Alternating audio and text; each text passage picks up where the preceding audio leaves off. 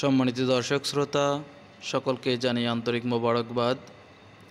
আজকের আমরা এই ভিডিওটির মাধ্যমে জানব সূরা কাফিরুন সহি করে শিক্ষা করা এবং সূরা কাফিরুনের ফজিলত আমরা এই ভিডিওটির মাধ্যমে সংক্ষেপে জানব। তো প্রথমেই আমরা সূরা কাফিরুন সহি করে শিক্ষা করব। তো শুরু করি। বিসমিল্লাহির রহমানির রহিম। কুল ইয়া আইয়ুহাল কাফিরুন। কুল কফ জিহ্বার গোড়া থেকে হবে কফ কফ কফ। কুল কুল কুল ইয়া আইয়ুহাল কাফিরুন লা আ'বুদু মা তা'বুদুন। লা তিন আলিফ টান হবে। লা আ'বুদু মা তা'বুদুন ওয়ালা আনতুম আবিদুনা মা আ'বুদু। ওয়ালা এখানে লামে তিন আলিফ টান আছে। আং এখানে ইকফার গুন্না। ওয়ালা আনতুম আইন খারা জবর এখানে যদি আমরা স্বাভাবিকভাবে বলি আবিদুনা হলে হামজার উচ্চারণ হয়, তাহলে লাহানে জলি হবে, বড় ধরনের ভুল।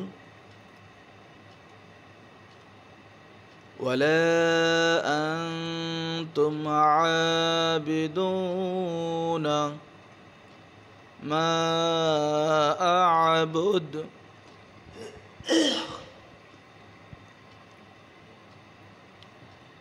পরে আয়াতে আসি।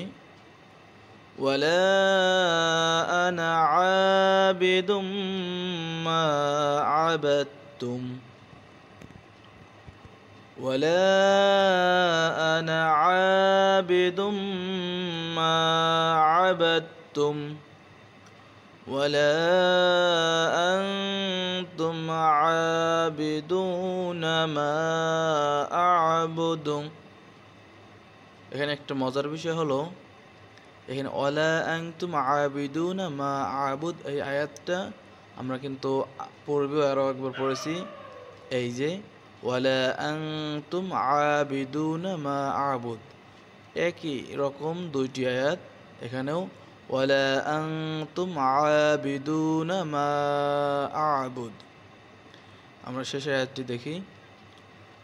লাকুম দীনুকুম ওয়ালিয়া দীন। লাকুম দীনুকুম ওয়ালিয়া দীন। আমরা শুরু থেকে আরেকবার দেখি।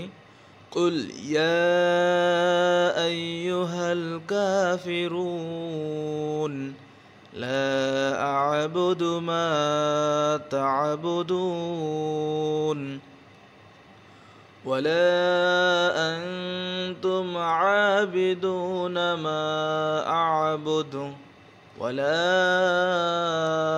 আনা আবিদুম মা আবাদতুম ওয়ালা আনতুম আবিদুনা মা আ'বুদু লাকুম দীনুকুম ওয়ালিয়া দীন। সাদাকাল্লাহুল আযীম। এখন আমরা দেখব এর ফজিলত। নাওফাল আল